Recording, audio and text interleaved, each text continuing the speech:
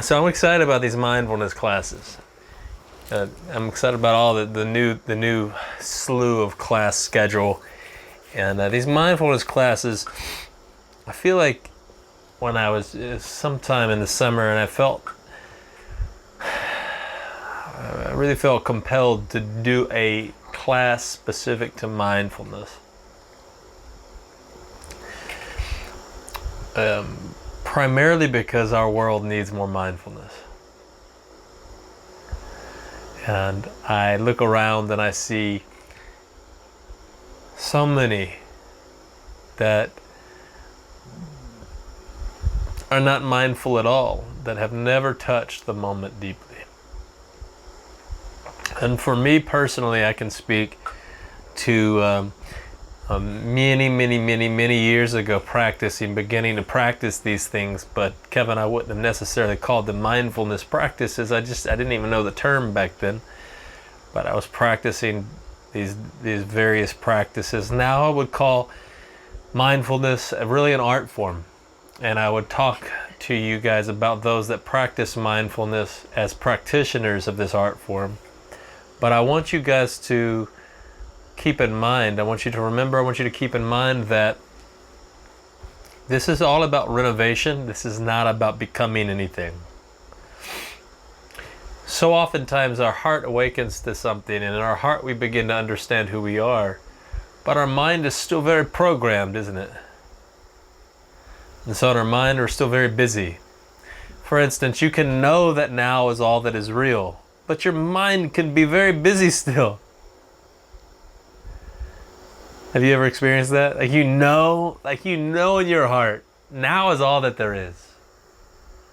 But your mind is just going. And so the practice of mindfulness, no matter what stage you're in, whether you're in a beginning stage or whether you're in a more advanced stage of mindfulness, the renovation of our mind is something that we're continually doing, and something that is very needed for humanity. One of the most important things that I can think of when it comes to the incarnation is that the mind and body be in agreement with the essence that you truly are. The scripture says where 2 or 3 are gathered in my name, there am I in the midst. If the body and mind are in agreement, there's a real power in that. Where 2 agree concerning anything, 2 kings cannot sit on the same throne. And a lot of times what we're doing is we're recognizing the king, and yet we're also having the king of ego, the king of our past mind, trying to sit on the same throne, trying to rule over the same being. And it feels like quite the tug of war when that happens, doesn't it? Have you ever felt insecure about something while simultaneously knowing that you're not the one that's insecure? Felt insecure, but you knew you shouldn't feel insecure because all of that insecurity was a past projection into a non-existent future. And you know this, and yet for some reason your mind is just busy. I will have conversations with people and they just go, one jump from one thing to the next thing, the next thing. The mind is so busy. Mind is so busy. Mindfulness is about touching this moment. It's about the now. It's about bringing your mind artfully bringing the mind, renovating the mind, bringing the mind to a place where it is present in the now, no longer thinking out of old past mind and future mind. So it's no longer taking from the past, projecting towards the future. It doesn't have any interest in those things. It's just present thought. This is mindfulness. But mindfulness doesn't begin that way. Just like when an artist first begins to draw, he doesn't paint the Mona Lisa. Right? The sculpt, when somebody first begins to sculpt, they don't create David, you know.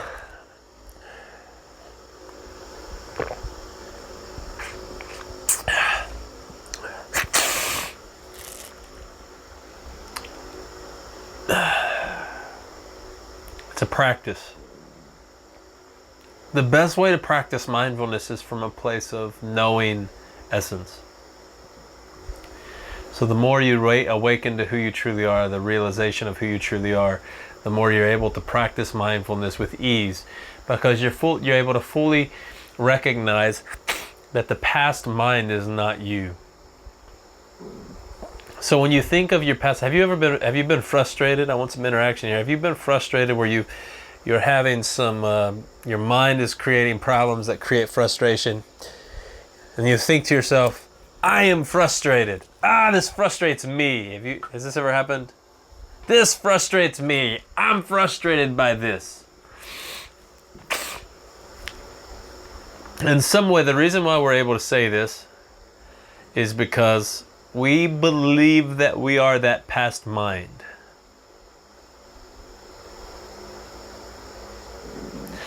So the moment of frustration is past. Just like all judgment is past. I'll use an example. If Kevin, if you were to call me an asshole and I were to judge you for that, my judgment is a past judgment. As soon as I make the judgment, it is based on a past action, your past action. It is not a present action. Even if you say, asshole, my immediate judgment is still not a present one.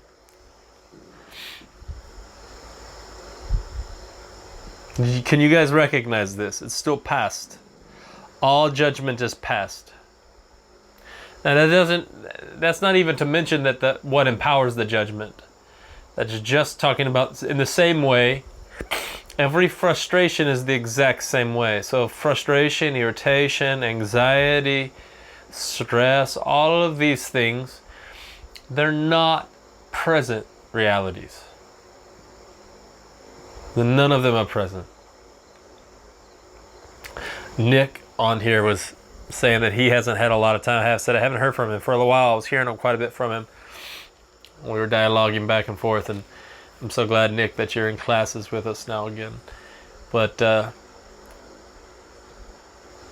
you said, Nick, that you haven't had time for mindfulness. Well, the truth is you don't have time to not be mindful. See, the past mind always thinks in terms of what it has time for. Mindfulness is about grabbing a hold of the now, the present, which is all that is real, and touching that moment deeply as it continually expands in your existence.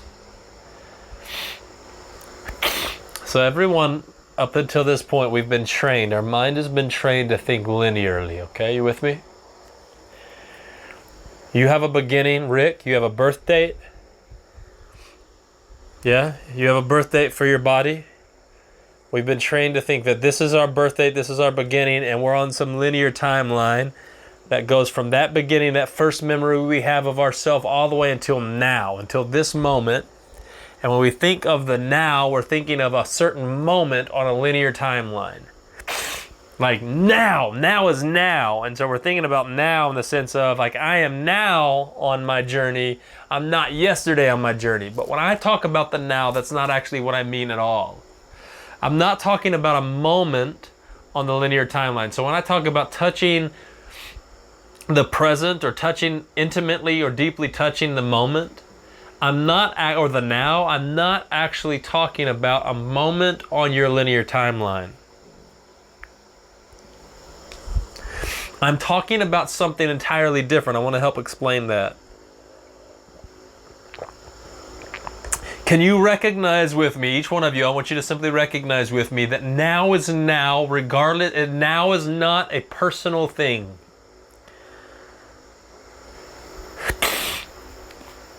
My now, our now, is not different than the now of an individual that is in Japan.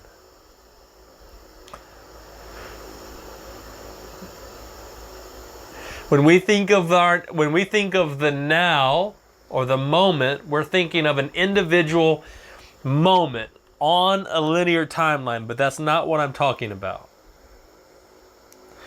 The now that I'm talking about is happening now for me, in the same way that it's happening for somebody in Australia, in the same way it's happening for somebody in Japan, in the same way it's happening for somebody in Lithuania.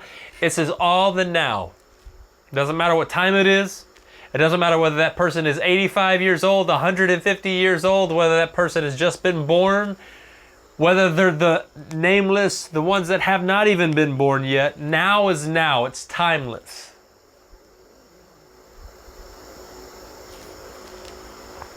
So it's not a subjective term at all.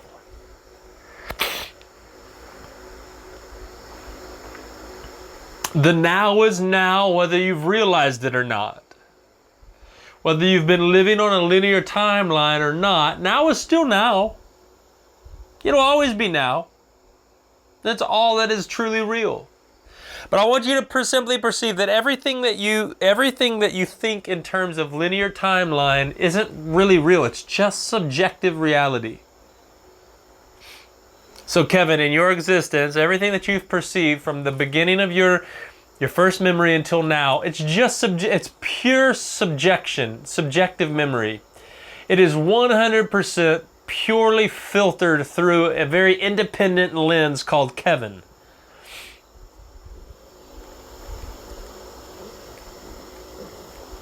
Right? But that now looks completely different than the Charlotte now. The Charlotte now has a different beginning date, and her current now on the linear timeline, and all of the experiences that have unfolded up until this moment have looked entirely different than your now. They're not the same at all, are they? Nod your head if you're following what I'm saying, and just go like this if you're not comprehending what I'm saying. And it's okay if you don't comprehend. I cannot slow down or help explain things more if you don't understand what I'm saying and you're telling me yes. So if you don't understand what I'm saying, you just need to say, no, I'm not following you. I'm not. That's not an insult on you. Maybe it's I can do a better job of communicating it. Do you understand the difference between the eternal now and the subjective linear now?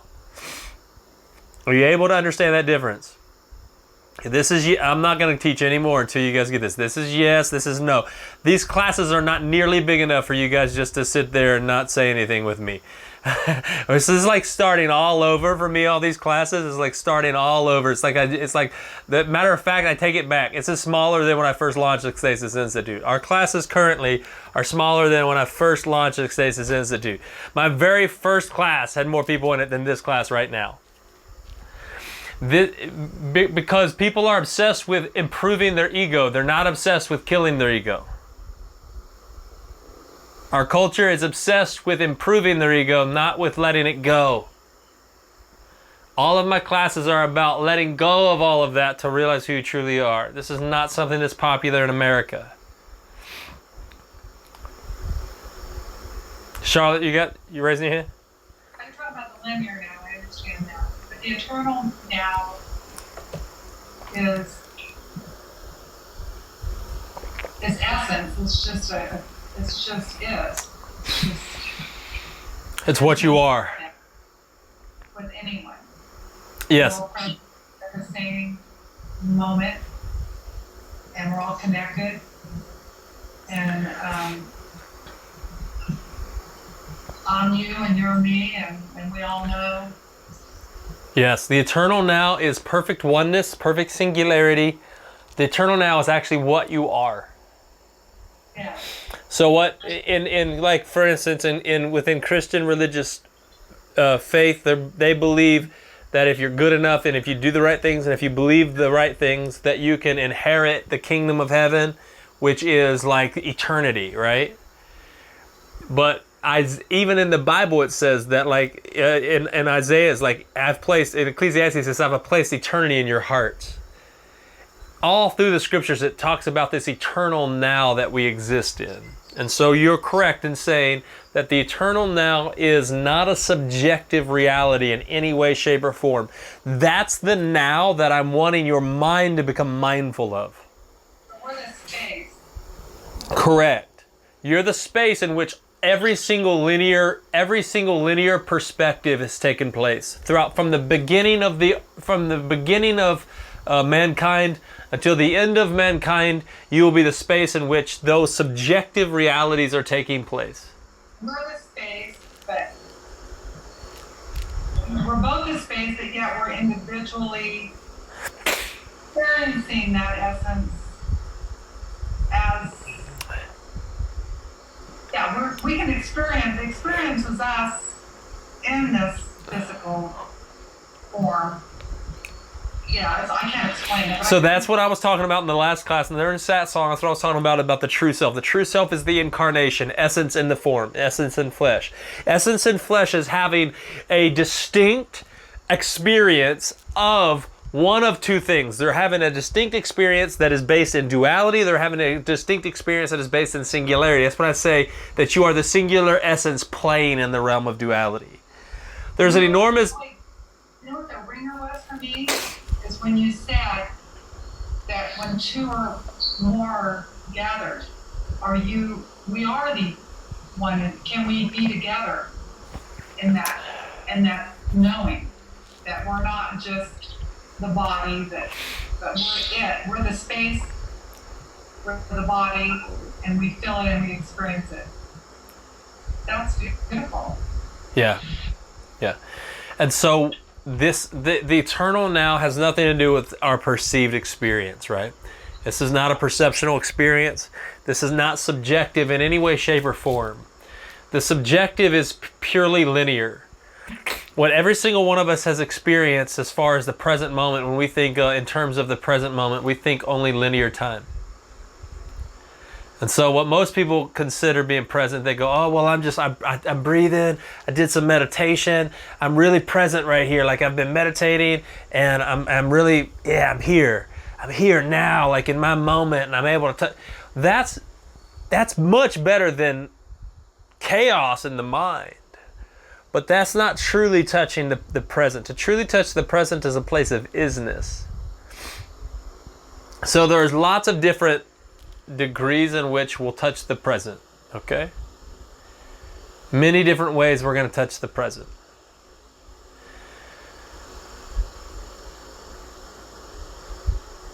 And if Kaylee, you here? Y'all having a conversation? What you doing? Yeah. Yeah, okay. If you if you want to have a conversation, you can do that, but I'd encourage you not to come to class and do it. Okay? Thanks. I wouldn't come to your class and have a conversation the whole time. Be here now. If you want, you can be in your moment in whatever moment you want to be in, but if you're going to be in your moment, be in it. Be in it fully. The present now, what I'm talking about when I'm talking about intimately touching the now, is a place of isness, a place of stillness. It's a place of stillness. And so, again, when we're thinking present, if I teach you breathing, some of you guys have been teaching with them throughout the mentorship, and some of you guys have been practicing breath work, you've been doing some breath work. Some of you just began to do some breath work with the mentorship. Many of you may have been practicing it for quite some time. Some of you may have never done it. And obviously we have other students that aren't here, depending upon where you're at. None of that matters. I've had students that have invested really highly at the beginning, and they started like practicing some basic sitting meditation, and they're learning to clear their mind. And when they first started practicing basic sitting meditation, they start to realize how chaotic their minds are. And that's just one of the very beginning. What we're doing is we're taking the mind and we're renovating it so that it can actually be a present mind. The true self is present-minded. The ego mind is never present-minded. So if your mind is continually running from past situations, circumstances, it's always talking about the past, and it's jumping from one story to the next. How many would say that's kind of where my mind is? Any of you guys would just say this? Beth is honest. Kaylee, okay. Yeah. All right, so this is normal. This is not abnormal at all. As a matter of fact, this is much more normal If you want to, you won't stick out. If you have this kind of mind, you won't stick out at all. Everyone has this mind. I go places all the time, and I just hear people go, "Did you hear about this?" And then, "Oh my God, did this happen?" And, "Oh my God, did you hear this happen?" And people just run, and their minds just jumping from one story to the next, like a monkey through a tree. From one tree to the next, monkeys just jumping from one tree to the next, and that's how our mind does with stories. That's very chaotic. Hey, I call that a fart on a hot skillet. How's that? A fart in a hot skillet. Okay, I don't know what that means, but but we'll take it. A fart in a hot skillet. So I'm gonna call it a monkey through the tree since I understand that analogy better than a fart in a hot skillet. But wait a minute, Charlotte, that's so awesome because that's a very a term that comes back way back from generations from my German background. That's me, I'm German. Yeah, we used to say, he's like a fart in a hot skillet, so I can identify. what does this mean, though? So one of y'all have to tell us what this means. I don't understand it. It's like popcorn. It's just popping around. Okay. It's around the skillet and it's just bouncing. So you're like you're farting in a skillet. It doesn't stay. Like it's not in one day. I understand that part. It stinks the place up. It's bouncing around. Okay. Okay, well, fart in a hot skillet. This is how most people's minds are. Most people don't realize that it can be different. And even if you begin to train your mind some, and this is where the investment comes in, you begin to train your mind some. I've had students that were working really hard diligently, and they renovated their mind to some degree, but they come to a point where they just think that, again, they're thinking in terms of information, that if I take this and I practice this and I do this, then I'll find peace. You're not going to find, you will find less chaos in your mind if you do these practices, but you will not actually find peace, not the eternal peace that I'm talking about. These practices are there to help renovate the mind so that you can simply, your mind is in alignment with what you truly are, which is the now. If you truly want to understand the present, you must realize you are the presence.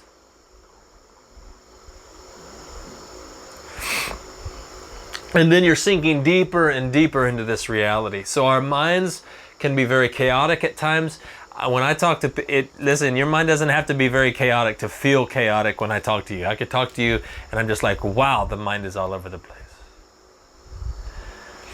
I will often have conversations with Beth and I'm like, slow down. I cannot keep up with your all, I tell her this all the time, like, slow down. She's just so excited and she's just jumping from one thing to the next, right? And, right, Beth? But, no, that's not true. Yes, it is true. Okay. So, you can enjoy all those past experiences, but learn to be present-minded. And I call this an art form because you're practicing something, but it's not an art form that you're gonna, in the same way that like a martial arts is, or in the same way that like practicing sculpting is. It's not the same thing, because you might recognize that you're getting better at something. When it comes to like sculpting, you can recognize your sculptures are getting better. When it comes to mindfulness, sometimes it'll kind of bounce around. How many of you that have been practicing any of the sitting meditation, would you say you've gotten farther in sitting meditation? So Kaylee, do you use the beads? Do you count or use the beads? How are you doing sitting meditation? Gonna sound anyway, yeah, I just follow the breath and just focus really hard on the breath, following it in down to the bottom of my stomach and out again. Okay. How many of you guys still use the beads or have used beads? Anybody? Charlotte? Beth? I want to... Mine broke. Now Ricky has to fix them. Yeah, good thing they're fixable, right? I used them too much. I broke them. That's good. Were you able to notice that if you were using the beads, were you able to notice an improvement that you were able? So when I talk about the beads, so I'll fill Nick in, and for maybe those that Kevin and maybe you guys see me wear these beads. I don't use the beads a lot anymore, but sometimes I'll use the beads just to kind of center the mind and see where the mind is. Because if you sit down and you practice any basic breathing technique, you'll realize real quickly how busy the mind is. And so with the bead work, I have these beads, and I recommend doing these beads. So this is like a mala prayer bead, but I use it for breathing more than mantras. I don't do mantras a lot or anything like that. Matter of fact, I've never practiced those. Those aren't something that I practice. But you take one bead and you start on one bead and you breathe. Now all you're focusing, you're doing the same thing with the breath. You're following the breath all the way in. You're clearing your mind, no thought. No thought. Your only thought is the breath. So it's what I call one-mindedness. So you breathe all the way in, follow the breath all the way in, slow breath all the way out. If you're able to do that without a thought passing through your mind, you go to the next beat. And then you do the same thing, follow the breath all the way in, follow the breath all the way out. If you're able to do that without a thought, without a passing thought, you go to the next beat. If you have a passing thought, you stay on that bead. And when people first start practicing breath work with beads, oftentimes it'll take well over an hour or more, sometimes multiple hours. A lot of times, I don't know, I know a lot of students that have never actually gotten through a set of beads. But they've never actually been able to do a full set of beads without thought. And to do a full set of beads takes an hour or more to go through a full set of beads. Now, I want you to recognize an hour is nothing. You invest more than an hour every time you sit down to watch a movie or a television show. But it's funny how we place a greater value on simple entertainment or on some sort of head knowledge than we do on aligning our mind and body. Okay? So I would recommend, I'm going to recommend this before, I'm going to talk a little bit more about mindfulness, but for every single one of you, I would recommend practicing with beads. So follow the breath. All you're doing is following the breath, but instead of counting, there's 108 beads. If you don't have beads, I can make you some. You can make your own. You can buy them online for pretty cheap. But what I recommend is instead of counting, just do the beads. I don't need to count. I get through 108 of them. I can know exactly, if a thought comes, I can know exactly how far I've gotten. That's one way that you can actually tell how far you're progressing when it comes to the breath work and how much you're slowing your mind down. When you first start, Beth, unmute yourself.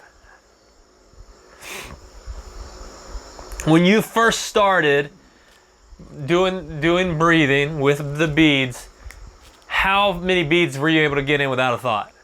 One bead, right? And so almost everyone does this.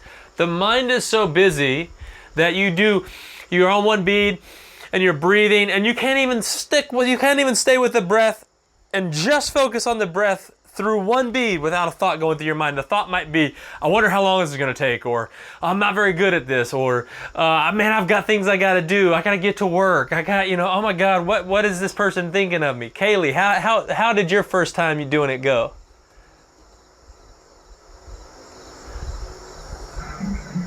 Exactly how you said. Exactly. So now when a thought comes, you're able to observe it more clearly, right? But one of the biggest achievements is that you were simply able to recognize how busy your mind is. Until you recognize how busy the mind is, you won't want to slow it down. And now at least there's times where I can tell there's been a few breaths without anything, and then thoughts will start and I'm I'm thinking again. Yeah. So I'm going to share this with you guys. I can know exactly who I am and not be bothered. I'm not being moved.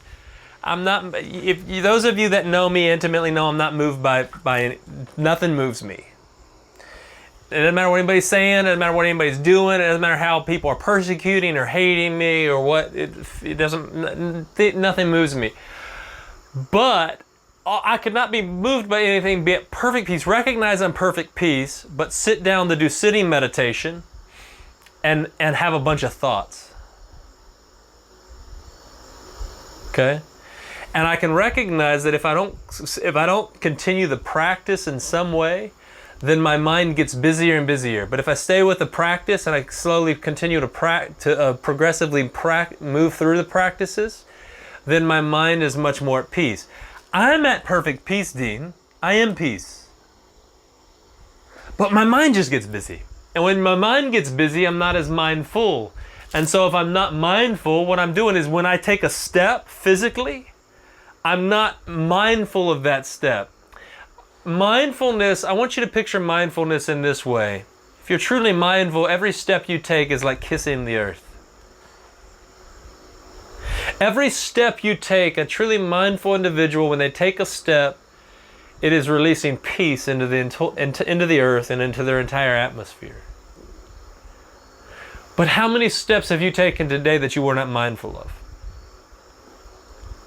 Now, for most people, every step that they've taken, they were not mindful of.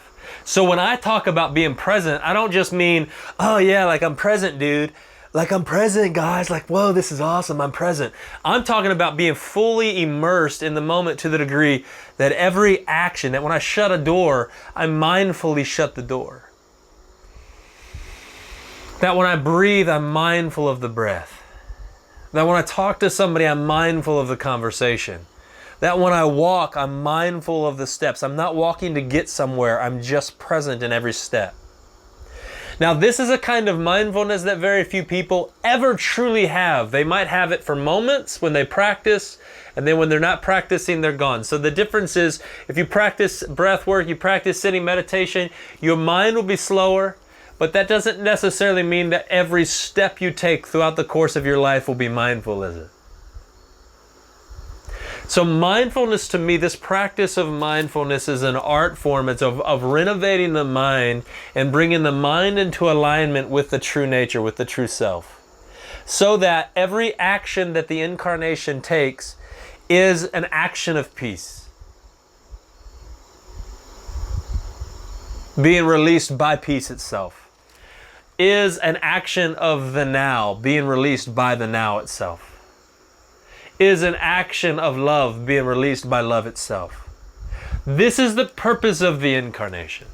The entire purpose of you, the divine essence, being in these beautiful physical forms that I'm beholding right now, the entire purpose of this is so that the entire world could be saturated in this beauty and that we could play this beautiful divine game, this beautiful dance, this beautiful divine dance. Where God could stare into the face of God and be, but it's not that way because people are not mindful of their moments. They're mindful of big moments normally. Big moments they pay attention to. But what about all the little moments in between? Are they less important?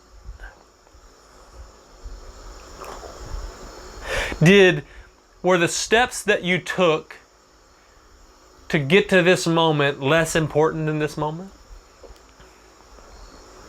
If you had not taken one of those steps, would you be here right now?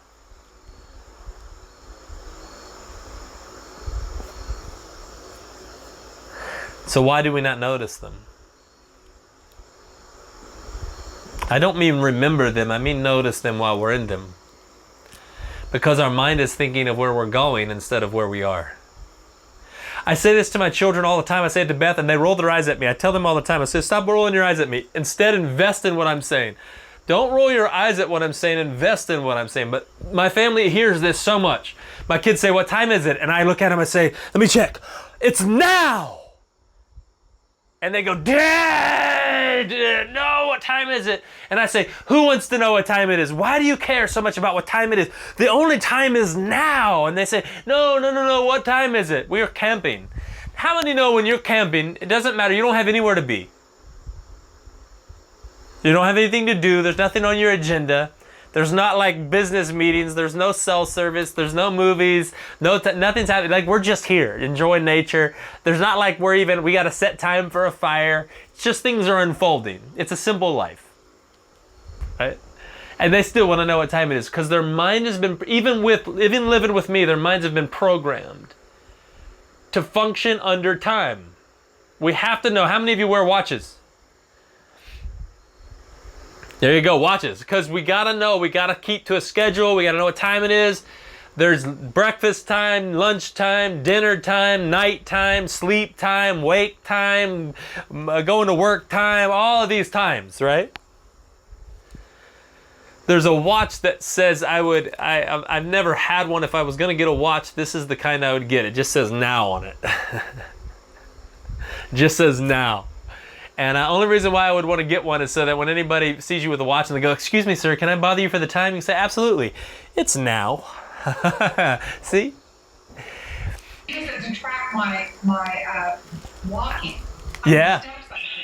Yeah. I don't care about Silas, I'm gonna tell you right now, this girl here right here, if I ask what time it is, she don't care. Uh-huh. Don't. I'm the That's one great. Like, hey, it's like 9:30, we gotta do something. Right. But I get what you're saying. I get what But you're saying. but you are right. But this one here, no, she can care. That's good. That's great. That's great. Do I have to confess about the beads? What? Before I even get to the beads? Uh-huh. My mind will want to do something that I would never want to do. Uh-huh. All of a sudden it desires to do something that I hate to do. And I get this energy to do it. Because it'd rather do that than for me to sit and do the beads. I have to confess, I get so much done before I get to the beads because my mind is resisting it. And it's drawing me to do stuff that I would never want to do. Yeah. It's weird. Okay. Isn't it wild how the ego mind, it's work to do something that's completely natural, like breathing. Breathing has become so much work. When I talk about breath work, please don't misunderstand. It's not actual work. You're breathing whether you realize it or not. Every one of us is. The only difference is you're not aware of the breath normally. I'm trying to introduce you to a lifestyle where you're aware of the breath and where your thoughts are in alignment with the breath. So when I first started doing breath work, I would start by breathing and I would say, "I am the breath that enters the body." To remind that I was not the one breathing, but I was the breath that was animating the body. I was the spirit that was animating the body. I was not the body. Okay, so this is a good place to start. But with mindfulness, what we need to recognize, what we need to start with is we need to simply start with, and it's a beautiful thing to slow what we're trying to do, what we're wanting to do, our aim right now. I'm not talking about, there's not an end goal in this thing, but the aim right now is to get the mind to slow down and be the conduit through which you, peace, love, is manifesting in every action, in every breath, in every step. If I walk into my house and I pull the door shut real hard, I typically notice. And I'll notice that instead of being mindful and slowly pulling the door shut, I was just in a hurry. Have you ever been in a hurry? We're often in a hurry to get nowhere. Like, we don't even have somewhere that we have to be, but we seem to be in a hurry to get there anyway. Have you ever done that? Well, I think everyone does this. And so the more awakened we become, the more we also want to be mindful of each moment. These might be perceived moments, but if the mind can't recognize the perceived moment, then how will the mind ever understand or recognize the eternal now that you are? Do you understand what I'm saying? So please don't misunderstand. We're not trying to become a better person.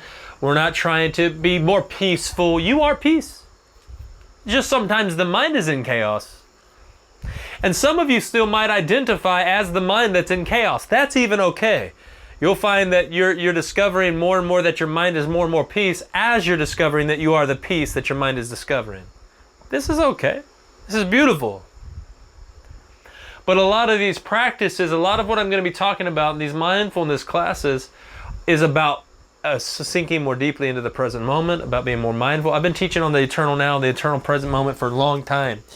And I can tell you this, I invest in the present moment every single day of this linear existence. Every single day I invest lots of hours into practice and into sinking deeper into the now. While I was on silent retreat, I spent the vast majority of the silent retreat just in a place of meditating on what it is to be the presence in every action. What it is to be the presence in every action, to be the presence in action, to be the presence in seed form, to be the presence in form. So, the reason why I'm telling you that is because it doesn't. If you ever get to a place where you think, "Oh, I'm good at this," or "Oh, that's boring, I want to do something else," you are allowing your mind to dictate to you. The idea of you being bored is just the mind looking for stimulus. Have you ever felt bored? Kaylee, have you ever felt bored? I just ask her because I know every single one of us feels bored at times. And I can tell you right now, I've heard many, many times where Kaylee's talked about being bored. Even earlier she was talking about being bored. Boredom is the result of your mind looking for stimulus. But when you say, I am bored, it's the result of you identifying as the mind that's looking for stimulus. Mindfulness is a practice, but like Charlotte was saying, it will avoid the practice, it'll avoid sinking into the now so much so that it's looking to do things like laundry and dishes. It doesn't even want to do those things. And yet it's like, but I've got things I gotta do. The last thing I have time to do is sit here and do nothing. The last thing that I have time to do is sit here and breathe. I've gotta do something. Oh my God, I've gotta do something. So Nick was saying before you guys logged in, I asked him how he was doing. He said, man, I haven't really been in contact because I've been so busy with a new job and I've been so busy that I haven't really had a chance to be mindful and really. And so that's the thing. These classes are about helping you realize that your investment in mindfulness and in your true nature is the greatest investment you can make.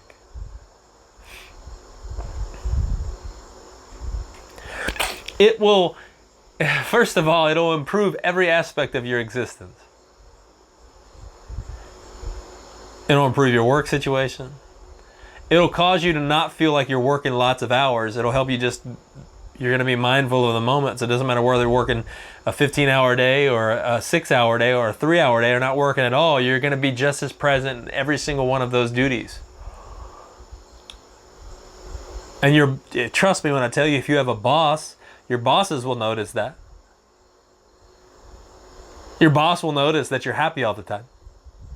I worked a job, I've talked to you guys about when I worked that job at Surf Pro back in like 2010, 2011, somewhere in there. And I got offered a temporary job at Surf Pro. Surf Pro does restorations, fire restorations, and water damage restorations and things along those lines. And I had an old student that was working. And he said, we need some temp help. Would you like to help? I said, sure. I go in. I worked for 1 month for Surf Pro. And by the end of that month, even though I know nothing about that field, they were trying to get me in management position.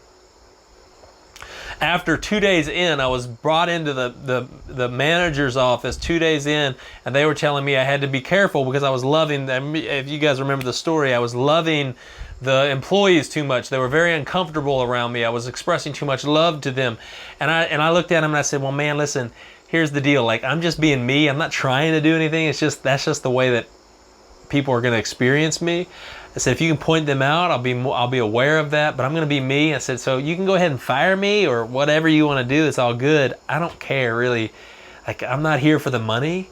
So, and I would get off from work and I would clock out. And then I would vacuum the offices. I wasn't in my job description. No one was asking me to do those things. But I would clock out first.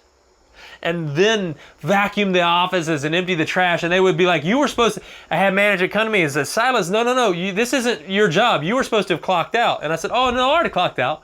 And they went, so why are you doing all this? Oh, man, I want to. I just want to.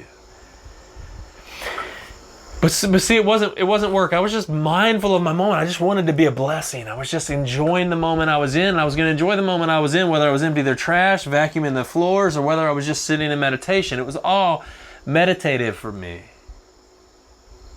And so, trust me when I tell you that they noticed that they were trying to make me a management of something I knew nothing about, Charlotte. They were trying to bring, they called me 3 different times offering me positions. I worked 1 month, didn't know anything about it. Mindfulness will improve the quality of everything that you do. Every experience you have, it'll improve the quality of your sexual experiences. It'll improve the quality of your friendships. It'll improve the quality of your relationships with your children. It'll improve the quality of every aspect of your existence. The difference between sex and making love is a mindful activity. Sex is not. Sex is morning, noon, and night, morning, noon, and night, morning, noon, and night. Get in, get out, get off. Sex is easy. Sex is enjoyable, but it's not mindful. But then when all of a sudden mindfulness happens, and if you're really mindful during an encounter, you're not even looking for your own experience. You're not even looking, but you're just enjoying the sensation of every touch. All of a sudden now every touch is enjoyed. Every smell is embraced. All of a sudden the experience is heightened and deepened in phenomenal ways. Very few encounters happen where 2 parties are both mindful at the same time during a sexual experience. Very seldom does this ever happen. The vast majority of the time, maybe one is or no one is. So what I'm saying is mindfulness will increase and improve every single aspect of your existence. I've had students come to me, they're practicing the breath work for a couple weeks, maybe a month, and they come to me and they say, okay, what now? And I said, well, do sitting meditation. I've been doing sitting meditation for a month. What now? What next? Okay, well, how far are you getting? Well, I can breathe, I can get through, 10, 20 beads without, no. Keep sitting meditation. How busy is your mind? Well, it's still pretty busy. Well, keep sitting meditation. When I was practicing Kung Fu, I was going through the basic form. I don't know how many months. I was just going through the basic forms. And I was just doing the basic forms over and over and over. I go to my Sifu. I said, Sifu, when do I get what's next? He says, when I'm able to see that you're able to do the basic forms without thinking about them, I'll move you to the next thing. But as long as you're having to think about the basic forms, you need to stay doing the basic forms. I said, okay. I stayed doing the basic forms. Don't get in a rush.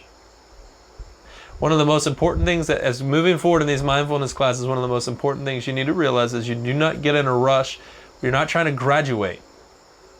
There is no graduation. There's not going to be the end of the school year and you get a diploma, a mindfulness diploma, a set of beads that say winner on them. Not gonna happen. You're not gonna get a set of beads that say, not gonna happen. I'm not gonna send you a diploma in the mail. You're not gonna be able to hang it on your wall and say, look, Mom, I graduated a class, blah, blah, blah, look at me. No.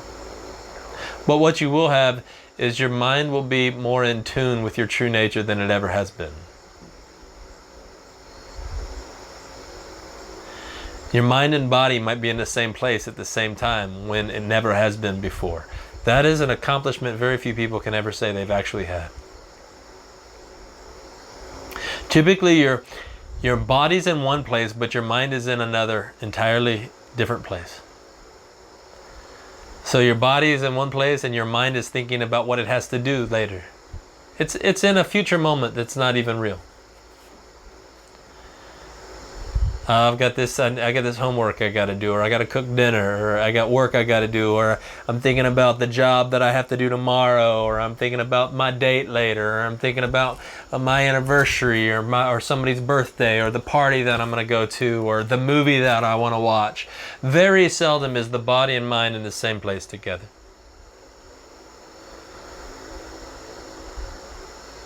Are you aware of the breeze that's on your skin right now?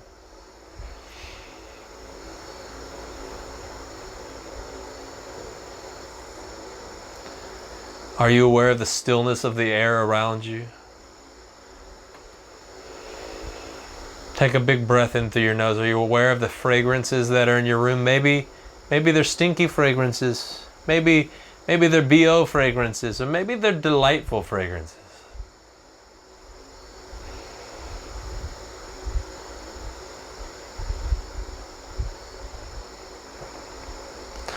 You know, more often than not, we're just aware when they're stinky. You walk into a room and it's stinky and we go, oh! But if you walk into a room that's like not extraordinary, you don't even notice.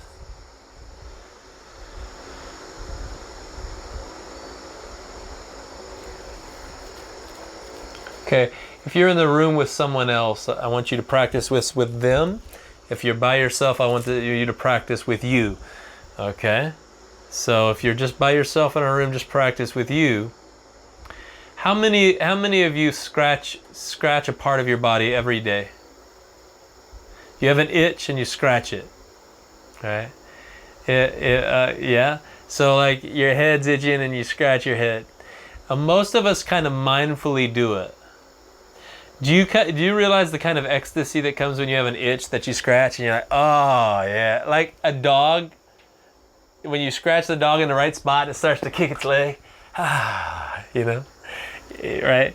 Well, how many of you, when you scratch your itch, you're like, oh yeah, that's what I'm talking about? No, probably not. But you're also probably kind of you're mindlessly doing it, not mindfully doing it. And when I say mindlessly, I'm not talking about ekstasis, to be out of your mind. To be out of your mind is to be extremely mindful. The more out of your mind you become, the more mindful you become. Mindlessly is kind of going through the motions. What most people experience life as is just kind of going through the motions. It's a grind. Going through the motions. To be mindful is to exit the grind. How many of you are ready to exit the grind? Like, let go of the grind. I'm tired of grinding. I'm ready to experience every moment as pure, as effortless, as easy, as ecstasy. Right, Nick? Nick? Right, Nick? You ready to experience every moment as ecstasy instead of going through the grind, being tired, being worn down? Yeah. Yeah, okay, good. So, this is important for everyone. Every single person can learn from this place in this state of mindfulness, what mindfulness is all about. That we need to learn from this, we need to grow in this. So this is the practice I want you to do right now. If you're in the room with somebody, I'm going to tell you first, and then the people that are alone in a room by themselves, I'm going to tell you next. You're going to do the same thing, but you're going to do it with yourself and not your partner, okay? If you're in the room with someone, whether you're in the room with you, if you're in the room with somebody, I want you to touch their skin somewhere on their body. I want you to touch, not yet, don't do it yet. Do it when I tell you. I want you to touch their skin. If you're in the room by yourself, I want you to touch your own skin. But I want you to be mindful. And when I say mindful, I want all of your senses to be tuned in to this one moment. I want all your senses to be tuned in, to be heightened, to be ultra aware of this touch. Feel every bit of it and really be so in it. Be in it all the way, 100% invested. Don't be partially invested in it. Don't be thinking about what you're going to be doing later. I want you to be all in, fully invested in this touch. Okay? Now, before you do it, I want you to realize that your full investment right now will grow. In other words, it will increase. There will be a moment that right now your full investment in this will be awesome. But as the more that you practice mindfulness, the deeper this investment will feel. In other words, the deeper you'll be able to experience these small touches. They'll become bigger. They will not be a small thing. Okay. So I want each one of you, and if you're in a room with somebody else and you do it with somebody else, I want you to take turns. Don't touch each other at the same time. I want you to take turns, being the receiver and then being the giver. And it can be a small touch on the arm. It can be a touch on the face. If you're doing it to yourself, you can do it. But I want you to touch yourself. I want you to take 5 seconds, touch yourself, and then exchange and give all of yourself to that touch. Okay. Okay. Go ahead and do it. Touch wherever you want, but just touch. Give all of yourself to that touch.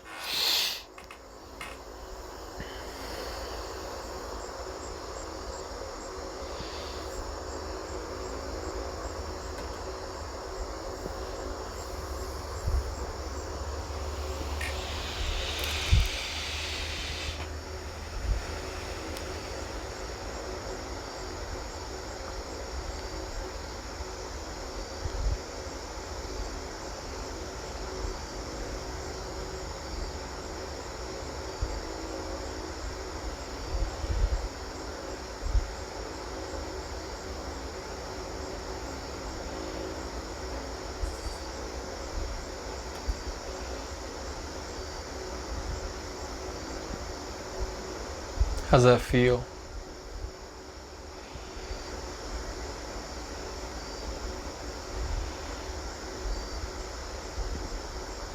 Awesome. Do you suppose that it felt different if you're with someone? A lot of times you can touch someone.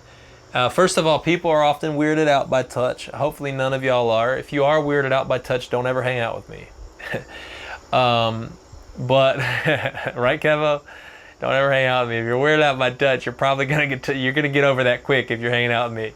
But a lot of times when it comes to people, you touch somebody and you're not even like really aware. Lovers might touch each other's hand, but they're not even really aware. It's just kind of, oh, we're just doing it. Be aware. Be aware of the moment you're in. Every moment can be ultra sensual if you're aware of the senses. It can be ultra sensual if you're aware of the senses. When you're touching yourself, are you aware? So one of the things that I want you to practice this week is I want you to practice sitting meditation at least 20 minutes a day. My recommendation would be twice a day, 20 minutes in the morning, 20 minutes in the evening.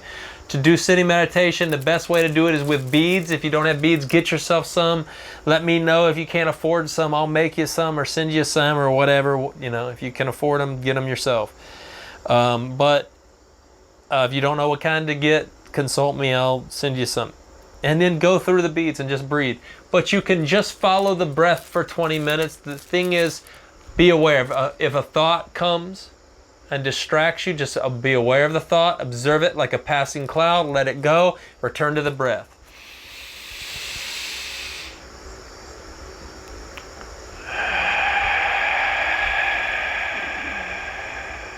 Follow the breath all the way in, follow the breath all the way out.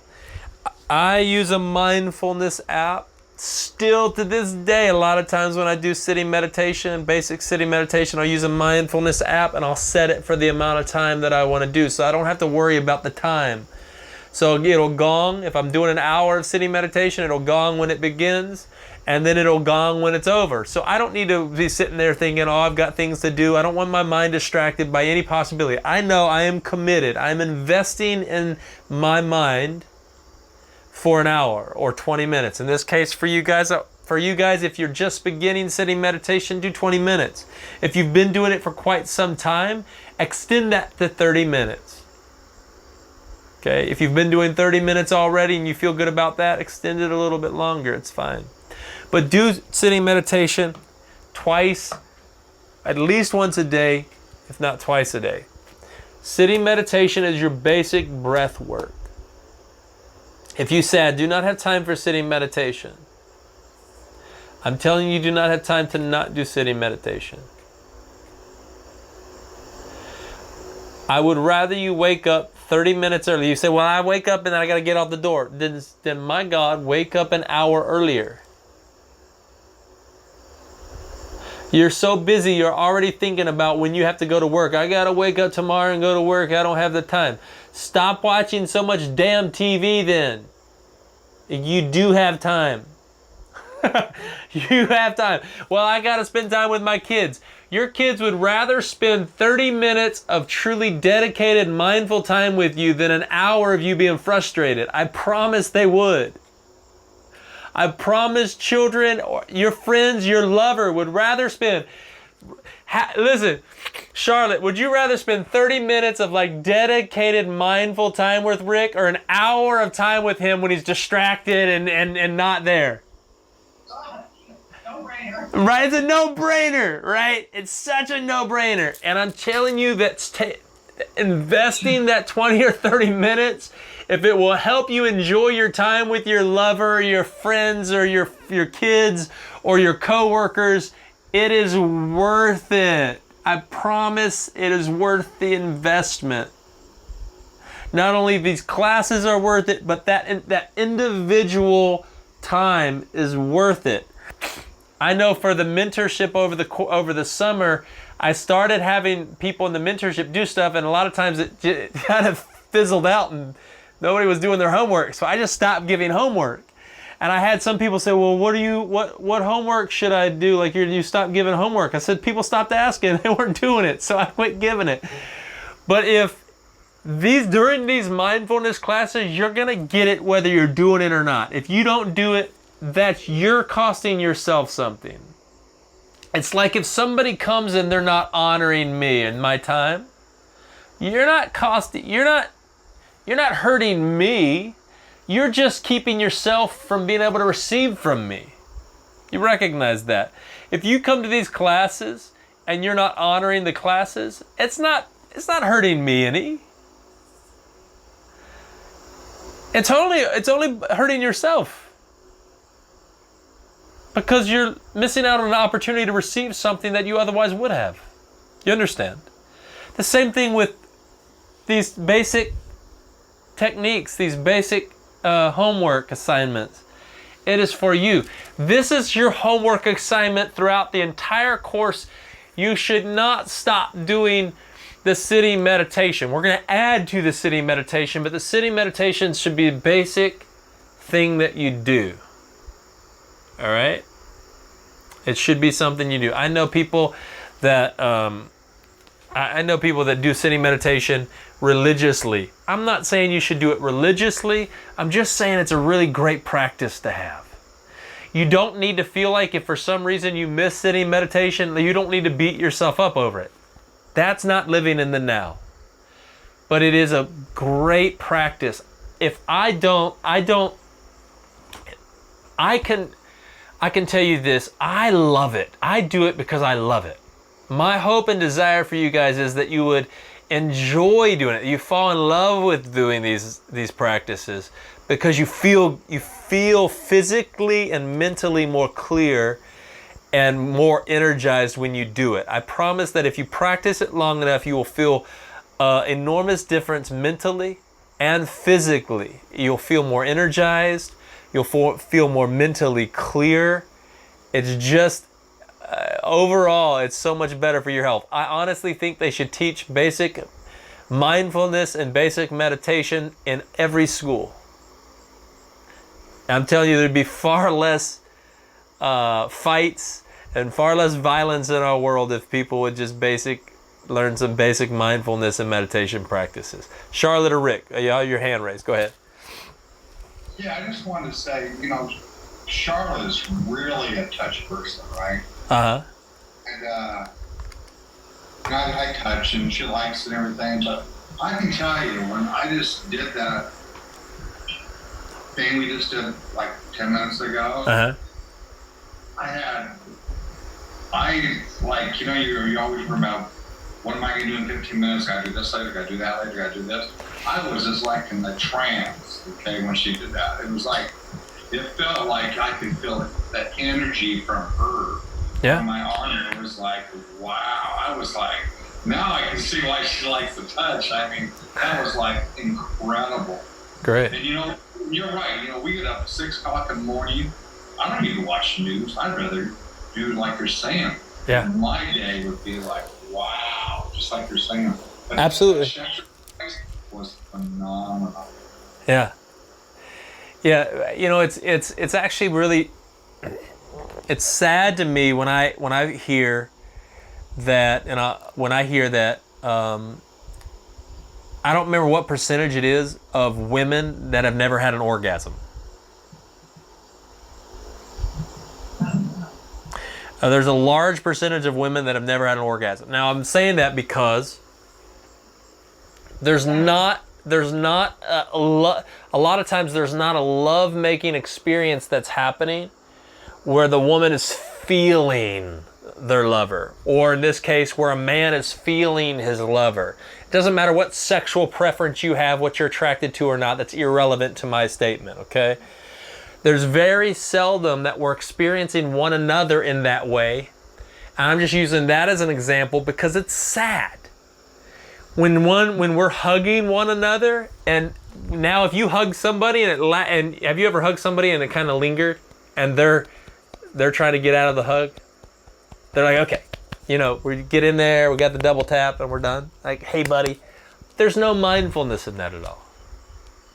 Hug and feel the person that you're hugging. So the touch, that little touch thing, how did it feel when you touched Kevin, how did it feel when you touched your own skin? Did you notice a difference between maybe just a random scratch and this touch?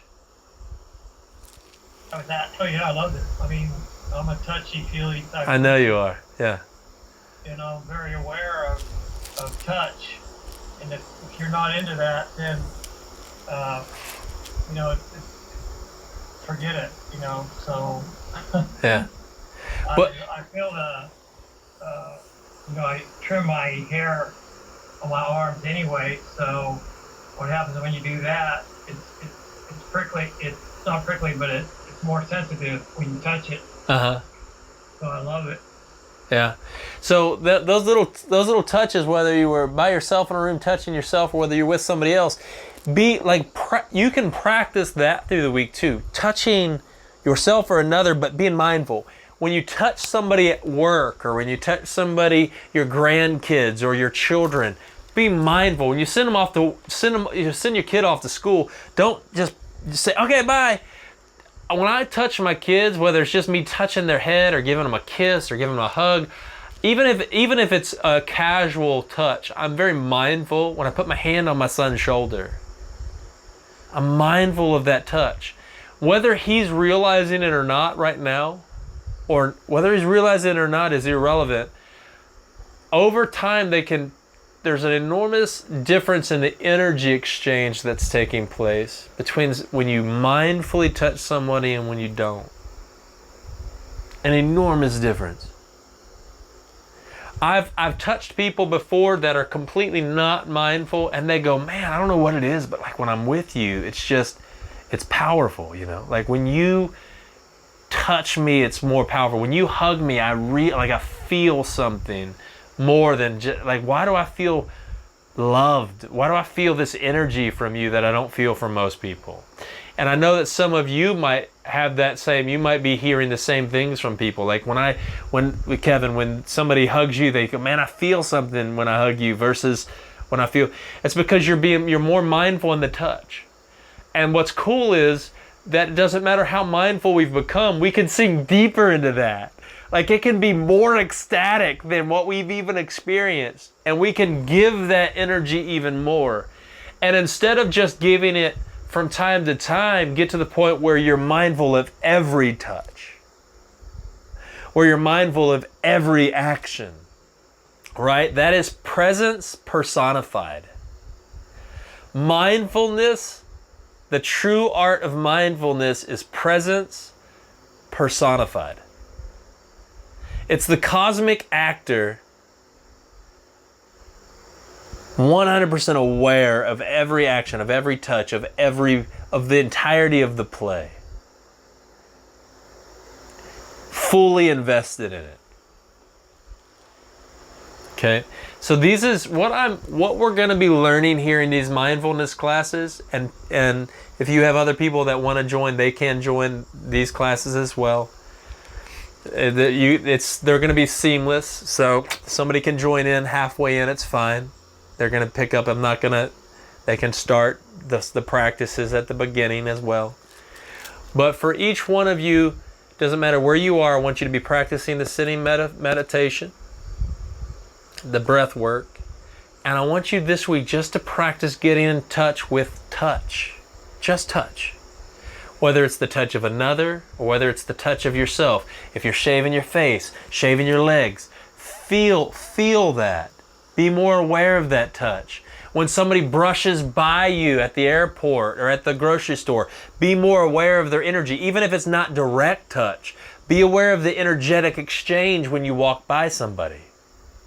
Be aware of your energy that is being released, and be aware of their energy. Now, don't be aware, I'm not saying be aware of energy like, oh, that's a negative, that doesn't feel good kind of energy. You should be so aware of the energetic field that you carry as presence that it doesn't make a squat bit of difference how negative somebody is. Your energy, because I'm going to tell you right now, negative energy, nobody really wants to be around that. But if you carry that strong positive aura, that strong positive energy, and you're aware of that, then when you walk by somebody even with a negative energy, you're so full of love for that person, you don't care how they feel. All you're aware of is your touch being released. Your peace, your love that you are being released, okay?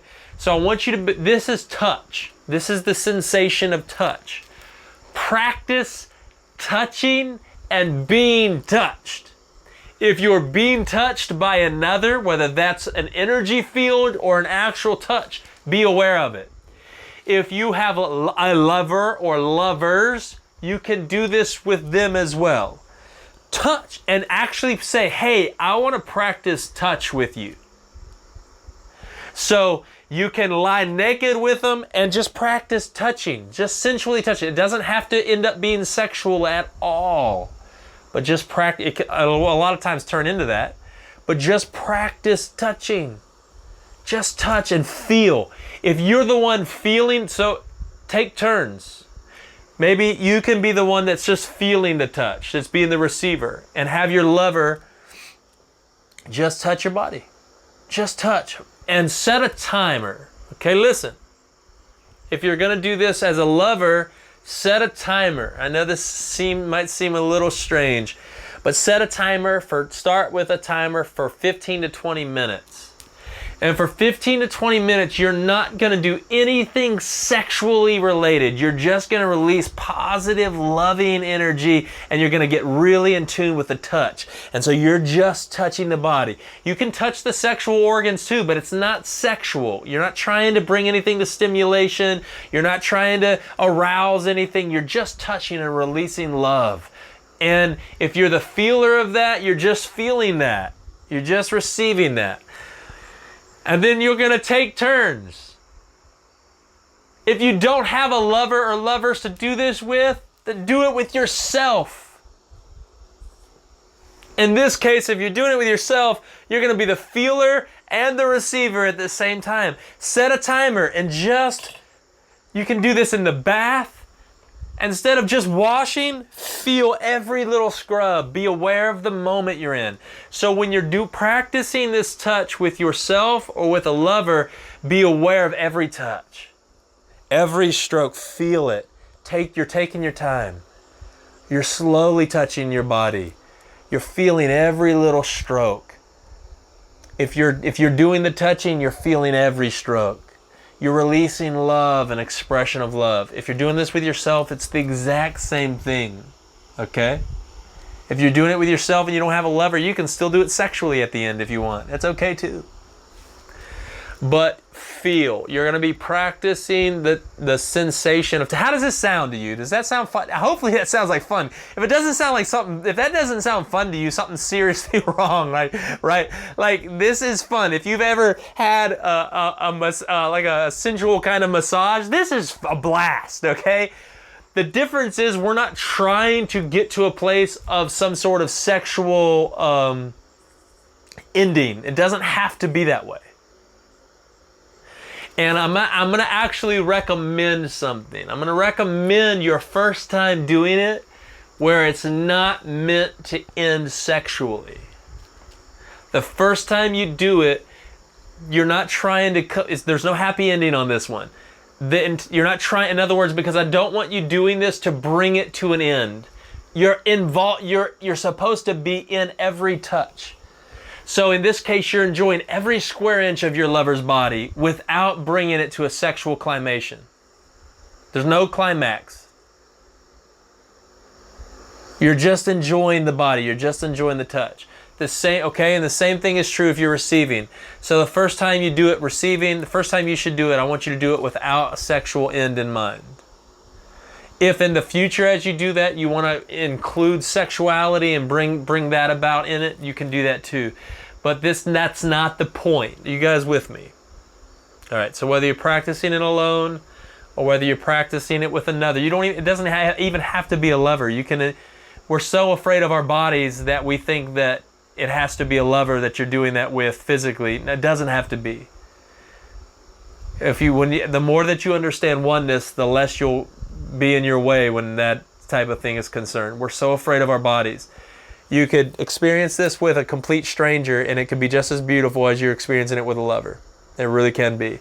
I know that might seem like a stretch for a lot of you at this moment, but it doesn't have to be that way. It can truly be just as beautiful. In the reality of our oneness, it is me expressing myself to me, regardless of whether that's with Beth or Kevin.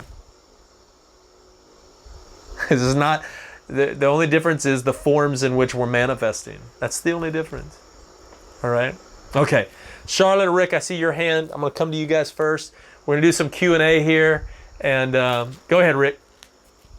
You know, it's kind of funny because when I first met Charlotte, she was like, we were just really good friends and everything. And she told me it's like, touch is like her most important thing of everything, right? And I've always been like a touch person with her. I can just touch her sometimes, just go to sleep, just like you said. And then if you remember, Charlotte just reminded me, remember 5 months ago, 4 months ago, you said, why don't you guys take your clothes off and you just touch that person, Yeah. I told Charlotte, that's bullshit. I didn't like that. I ain't doing that shit. He turned on me. He remembers that assignment that nobody did. Nobody did it when I gave it. Nobody did it. But continue. Go ahead. I wanted to do it, and he turned on me. We had the worst night. But you know what happened is, but what I'm saying now is, it's just like, it's just, there's plenty times now where we do just like you say, and Charlotte I can touch her, and in 10 minutes, she's like, snoring, sleeping, okay? But like you said, touching is more, it's sometimes just better than, just to touch Yeah. and let them go to sleep. They feel like, wow, that guy really loves me. He just didn't want to touch me and get the other part, just like you're saying. And I really work on that. I'm telling you, thing would happen 15 minutes ago, like I said. Putting all your energy into touch, I think is more, remember you get something, like you said, out of each class. I'm going to put more energy into my touch. Yeah, absolutely. Yeah. I don't think you were saying that we couldn't, be intimate also, but don't make that your goal. Right. I hear what you're saying. Yeah. Which it'll make that experience even. Yeah.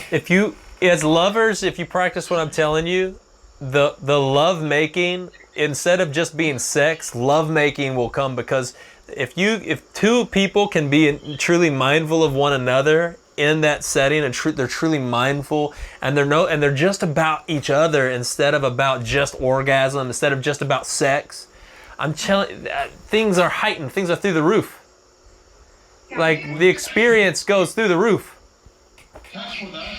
Touch, like if I touch, okay, because I've been, I'm 60 years old. I think what he's trying to say is he allows that experience for me, but now that I just touched him and he was mindful of it, because I Right. do touch him all the time just like that. Right. The fact that he just accepted it as only a touch, Receiving it, right. Else, Yeah. he felt it different. Right. Now. Yeah. Yeah, be aware. That's the point. Like when you're mindful, you're not only aware, you're aware, you become more your awareness and your senses become heightened. So when I talk about touching life intimately and deeply, everything becomes heightened. It doesn't get less heightened. A lot of people, when they think about awakening, they think about some sort of monk that's putting off senses, and a lot of people do that.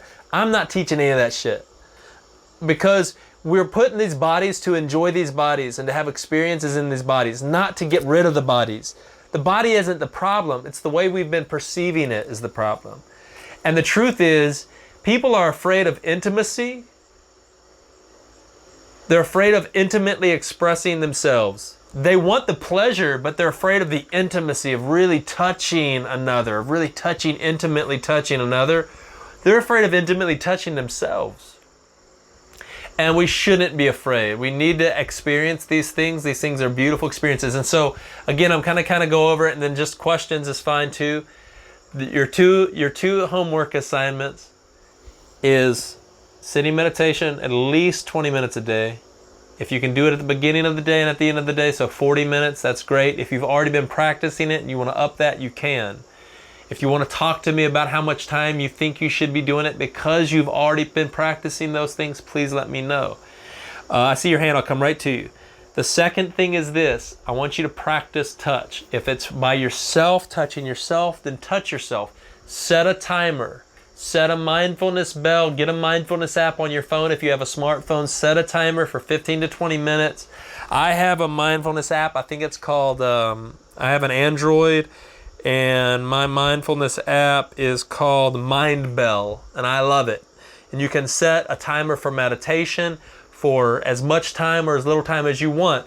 If you're going to do the touch thing, set the timer for at least 15 minutes. I would recommend 20 to 30 minutes. 20 to 25 minutes being a sweet spot. 15 is on the shallow end. But if you want to go deeper, because at a certain time, so you set the timer and you forget about time. All of your energy and focus is either on giving or on receiving the touch. If you're doing it by yourself, touching yourself, you're going to focus on giving and receiving. But if you have a lover, or if you have a friend that you're doing it with, or an acquaintance, you can even pay somebody for a sensual massage and just tell them you just want massage. Like, pay for a massage, but you're just aware of the touch, and just tell them you want light touch massage. And just be aware of the touch. Seriously, if you don't have somebody to do it, you can pay somebody to touch you. Become aware of the touch, okay? Just be ultra aware, and you want what you're doing now is forget about everything else. No other thoughts. Don't allow any thoughts to come through your mind. If you find yourself becoming aroused, sexually aroused, let that go. Let it happen. Sink into it, but remember, the goal isn't to come to some sort of climax. You may actually climax without ever being touched, without ever actually being stroked or touched, because you're so aroused. That's okay. We're so afraid of arousal. We're so afraid of those things. That's natural. That's perfectly normal for the body. Don't pervert that or make that some sort of awful thing. That's a beautiful thing. So, you're taking turns. So if your lover's doing this, set it for 15 to 20 minutes. You do it to your friend or your lover, and then you take turns. You swap out. The other one now is taking the turn, and you swap out. And now you're releasing the touch, and your other one's receiving the touch. If you have multiple lovers, pick one that you want to do it with. whichever one you want to do it with, whatever, okay? It's all good. But find somebody you can do it with. If you don't have somebody to do it with, you can do it with yourself. You can practice yourself. So are there any questions right now in relation to your homework first? Or it can be any question. Go ahead. Go ahead. Johnny, go ahead. I have 2 questions for you. The first question is, during the sitting meditation, because this just really piqued my curiosity, like, is it normal to, when you're first starting, to think, okay, this is challenging, this is tedious, these are the thoughts that are coming to my mind, and then you... Yes, absolutely. I mean, there are a lot of different thoughts, but it's actually been very surprising to me over the years as I've been teaching meditation how tedious it feels to people when they first begin. But that if you stay with it, it'll pass quickly. And that'll quickly pass. Those thoughts will just observe them. Don't judge them. It's okay that the mind's having those thoughts. It's okay that those feelings are coming. Just observe them. But that is normal. Excellent, thank you. And my second question, you were mentioning beads. Can rosary beads be sufficient for this kind of meditation? Absolutely, they're fine. Yeah, when I recommend beads, I recommend like the Mala prayer beads only because I have, like, look, Kevin has the rosary on right now. When I talk about breath work, I have 108 beads on this. So if I talk about breath work and I talk about getting through the beads, and you're like, yeah, I got through half the beads, but you were doing a rosary that only had 50 beads on it, so you got through 25 beads. Or if somebody else says they got through half a bead, they were using the Mala prayer beads, then what they really meant was they got through about 64 beads. No, 54 beads, which is the difference. So the only difference is how many beads you're doing, and either way, it's fine. It doesn't make any difference what kind of bead you're using. I'm just letting you guys know when I talk about the breath worker using beads, I'm talking about 108 total beads. But it doesn't matter how many. Like, that's not important. So I make my own. Like, I make my own beads, and I almost always use 108. Sometimes I'll put spacers in the beads, so I'll have 18 beads and then a spacer, so I'll have 6 spacers, so I actually end up with more than 108 beads, and then I'll use those spacers as an opportunity to just hold the breath. So I actually breathe in, and when I breathe out, I just let it go entirely until my body naturally brings it back. So there's no, and I let the space go. So that's an opportunity just to enter into a space of breath. So I'm not holding my breath, but I'm also not quickly trying to take in another breath. But that's more of an advanced thing than the basic. That's maybe a different topic for a different time. But those are great questions. Nick, go ahead. Yeah, I was wondering, maybe do you think that meditation could replace sleep, or maybe cause the body to need less sleep? For those that have practiced mindfulness or meditation for lengthy periods of time, yes. Matter of fact, science has even proven that the mind goes into a lot of the same sleep patterns or brain waves during sleep and deep meditation, but that requires a state of deep meditation. So if the more you practice meditation, even if you're just practicing sitting meditation, there might be moments where you kind of just even forget about the breath, where you're just there. You're neither asleep nor awake, but you find yourself in this almost trance-like place. So it's beyond thought, but you're not asleep nor awake. That's very similar. And if you practice meditation a lot, you can get your body to the point where you could practice meditation instead of sleeping, and your body's still, all the cells are repairing itself. It's going through the same cycles and the same important things that take place in sleep. So yes, the answer is yes. But no, I would not recommend somebody that's just starting or has only been practicing for short periods of time to decide they're going to stop sleeping and practice meditation instead. I wouldn't recommend that. Well, the reason I asked is because I thought about doing starting out with like 20 minutes and 20 minutes, waking up 20 minutes earlier, going to bed 20 minutes later, and then slowly increasing that. Yeah, that's fine. That's fine. And then just how you just I would stick with the 20 minutes, and then just periodically check in with me on how you're feeling, on what's going on with your thoughts as far as increasing that. But there's absolutely nothing wrong with that at all. I think the best time to do the sitting meditation is the first thing you wake up in the morning. When I first started with Austin, I would actually meet, if for instance, if y'all guys stayed with me, I would have a sitting meditation every single morning at about 5 a.m. with every one of you, where you would come at 5 a.m. and we'd do sitting meditation together. And so when I first started with Austin, we would do the breath work. Now it only takes me to get through beads. For me, if every single thought you do, you stop on a bead, you don't go forward with the breath until you have no thought, until your only thought is the breath, I can get through 108 beads in 15 to 20 minutes. It was taking Austin an hour and a half to get through a set of beads, and sometimes he wasn't actually finishing before finally he would just be like, I'm not going to get through beads. That's okay. But I would do sitting meditation for at least 20 minutes whether you had beads or not. So just practicing, just focusing on the breath, bringing the breath in, bringing the breath out, where you're not trying to get through a set of beads. The beads just help you forget about the time. You can do the sitting meditation by using the Mindbell app and just set the timer.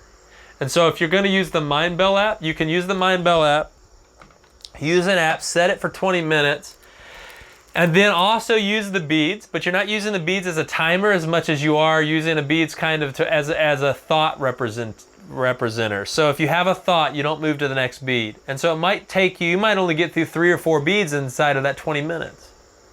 And then the next time you do it, you might get through 5 or 6 beads. And then the next time you do it, might get through 20 or 30 or 40 beads, you know? And so that helps you kind of see the progress that you're making, or how your mind's slowing down and how you're starting to be able to rule over your mind a little bit. Does that make sense? So I would use both. As a starting point, I would use both. I would recommend both, using beads and a timer, so that you can just quit. You don't have to worry about time at all. And do it at 20 minutes in the morning, 20 minutes at night. It's a great way to do it. Kind of starting there. It's a great place to start. He froze completely. Any other questions? Yeah, a good place is Michael's or Joanne's. Oh yeah. I don't know about Joanne's, but I frequent Michael's. Yeah. I got to frequent them again because I've got to make some beads for some people, and then I also gave 2 sets of prayer beads away to Monica. I could say I gave them away. She kind of just took them from me, but she was like, I like them. Can I have those? And I was like, yeah, you got them. So anyway, I got to go make some more, but yeah, Michael's. I don't know about Joanne's. Yeah, we don't have a Joanne's around here, but Michael's is great, and you can a lot of times get really discounted prices too. Yep. Kevin, go ahead. Oh, Nick, would you have something more? Oh, no, I was just going to say I have a Michael's that's right down the road, so. Yep. I like the stretchy cord because I can put it around my wrist, I can wear it around my neck, I can do whatever. I like the stretchy cord, but I know also I have some beads that aren't stretchy.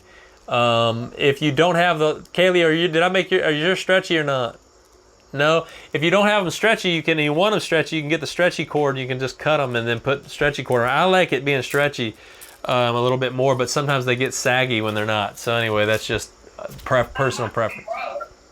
But if you get the Michael's app, Yeah. they have coupons on it. Yeah. You get 40% off. Yeah. So. Super cheap. Sure enough. Michael's app. Kevin, go ahead.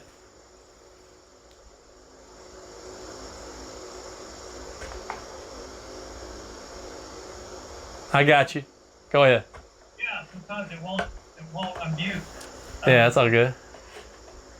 Yeah, I know we're on a bead roll, but we're all the same subject of mindfulness, and we're talking about gaga, goo goo, caca talk, and that's what I experienced a lot with people, and it seems like as years are added, I become less. I don't do my adulting with this conversation crap that everybody does. Uh-huh. To me, it's becoming more laborious and boring, and Uh-huh. I'd rather talk to Jessica's baby, and as she was Yeah. saying, I like that kind of gaga, but not people's. When I hear people talk, it sounds like gaga goo goo and just crap. Yeah. The busyness, you know. It's busy and it's non-authentic. Yeah, it's not authentic. Uh-huh. So I actually had an invitation tonight or this afternoon to go to this pool party from somebody I haven't met, but he's seen me on social media, a young guy, and I was concerned about what would I talk about? I mean, this guy's really young, but he's a free spirit, and I do really well with young people. It's just that I started harshly scrutinizing myself and saying, you know,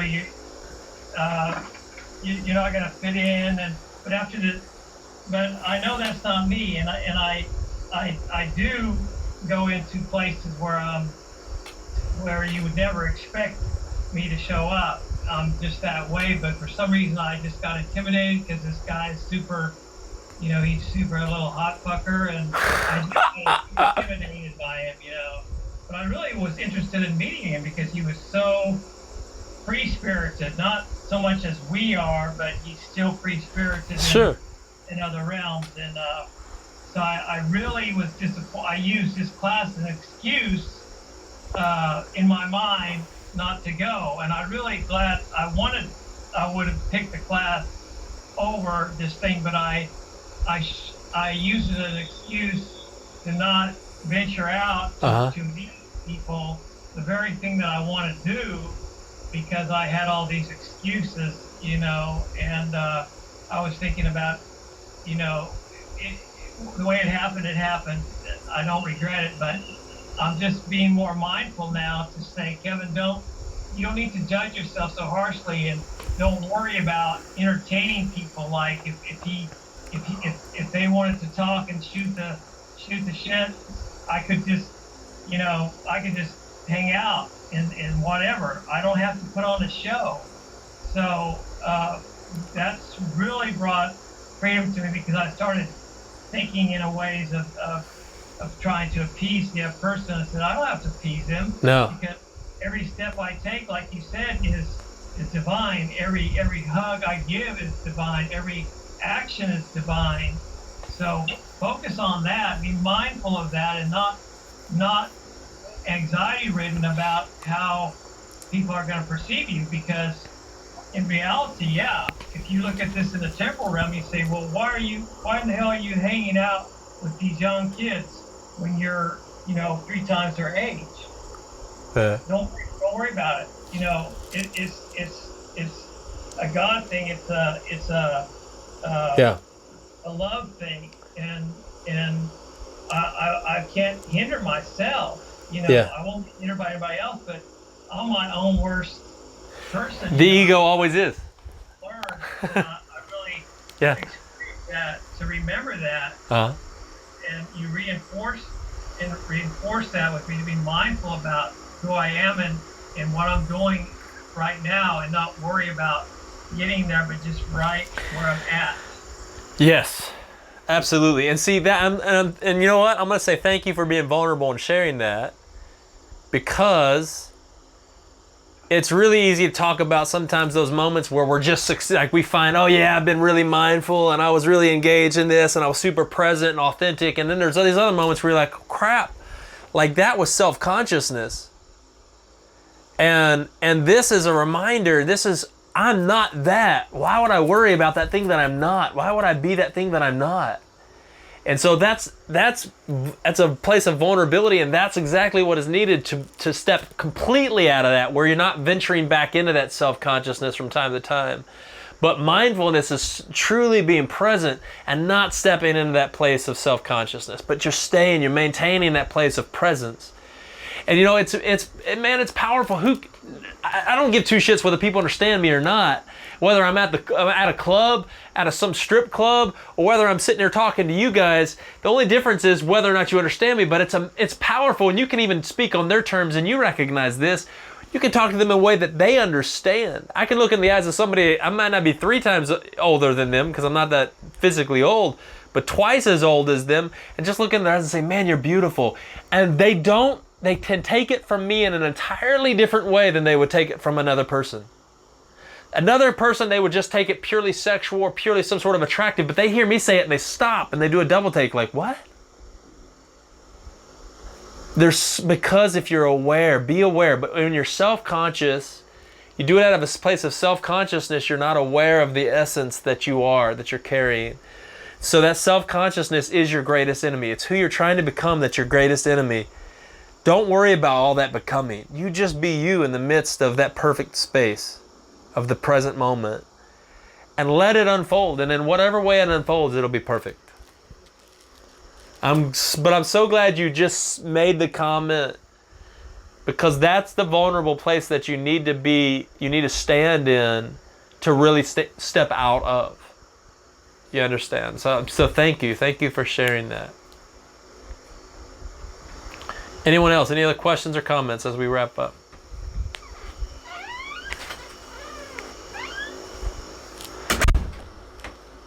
No? Okay, great. You enjoy class tonight? All right. It's been some fun homework. We're gonna have some fun homework, right? It's gonna be good. It's gonna be enjoyable. So practice those things again. Whether you practice them or not, I'm gonna continue to give out homework. The only difference is, as I give out more homework, as I give out more things, it's gonna be, you're not gonna feel that you're able to progress into a lot of those things if you're not practicing the things that I'm already giving you. So just realize that it's not hurting me. It's not in some way like I'm going to take it personally because you're not honoring me or my time. It's not hurting me at all. It's just going to impact you. How the kind of investment that you're giving to this class is going to be what you receive back from it. That's how honor works. What you put in, what you give is what you're receiving back. So just realize that. So thank you for being here. It's been awesome. For those in the mentorship, Wednesday night, we'll be meeting Wednesday night, 9 o'clock, the normal time. You should have received an email. For everyone else, I'll see you next week. Please invite people to come out to the Sat Songs. If they want to participate in the mindfulness classes, the link is at ekstasisinstitute.org as well. There, I think it's $50 a month for mindfulness classes. They also get the Sat Songs and recordings of the Sat Songs as well. Please feel free to invite people. I'm encouraging the Sat Songs. If people want to find out what classes are all about, Sat Songs are completely free. So please invite them. Say, hey man, come on out, check it out. Even if you don't have a question, just come out and listen. We'd love for them to come and participate. We want to fill up these classrooms. So thanks for being here. I honor each and every one of you. I love you guys. If I don't see you before, I'll see you Wednesday night. And if not, then Sunday. Talk to you soon. Good night, guys.